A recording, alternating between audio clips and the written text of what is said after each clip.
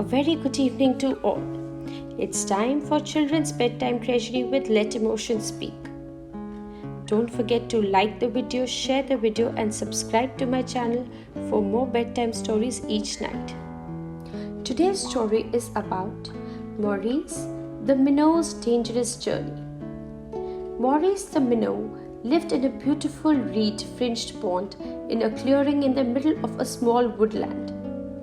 He had been born one fine spring morning and now he spent each day swimming happily in the shallows with all his little minnow brothers and sisters. But life in the pond had its dangers too. He had heard alarming stories about a kingfisher that would dive into the water from a branch overhanging the pond and grab tiny fish and swallow them down. And then there was the heron, a great grey stalking bird that suddenly loomed into the shallows and snatched unsuspecting fish with its great beak. But the stories Maurice feared most were the ones about Lucius the pike. Lucius had lived in the pond for longer than anyone could remember. Woe betide if you met Lucius when he was hungry, for he would dart out from his hiding place among the water weeds and you would be gone.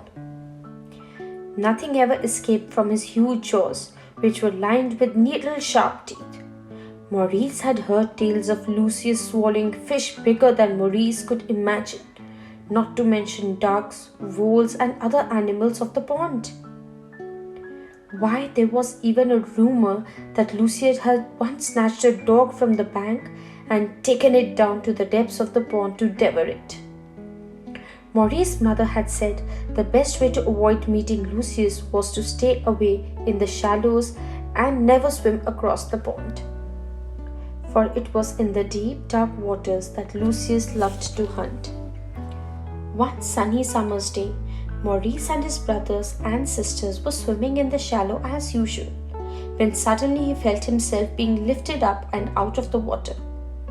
The next thing he knew, he was flapping helplessly in the bottom of a net, gasping for breath. Mercifully, he soon found himself back in the water again, but it seemed different now. It was light all around and there was no welcoming, sheltering weeds to hide in. And where were all his brothers and sisters? Next, to his horror, he saw a huge unfamiliar creature staring at him. He heard no stories about anything as big as this. The creature's head seemed so close that Maurice felt certain he was about to be eaten. But just as suddenly the creature seemed to move away and Maurice felt himself being carried along in the new strange watery world. Maurice was wondering if he was to be trapped in this new small pond forever, when just as suddenly as he seemed to have entered the pond, he was now leaving it again.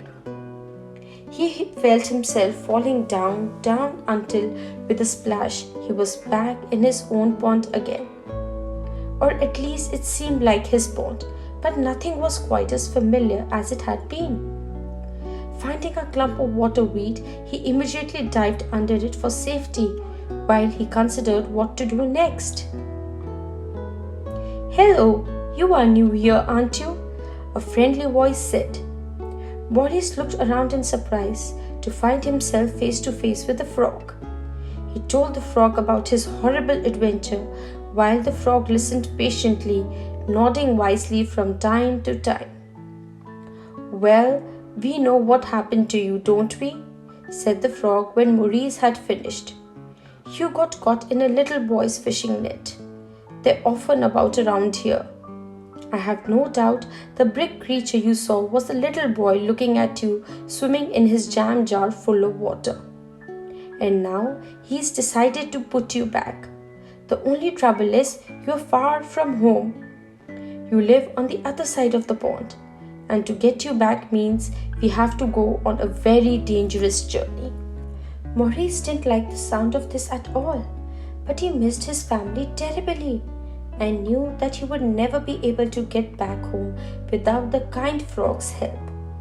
So without more ado, the two of them set off for their journey across the deep, dark pond. "Swim near the surface, it's safer," advised the frog, but keep a close eye out for the kingfishers. They seemed to have been swimming for ages when suddenly a great dark shadow appeared beneath them. "It's Lucius!" cried the frog in fright.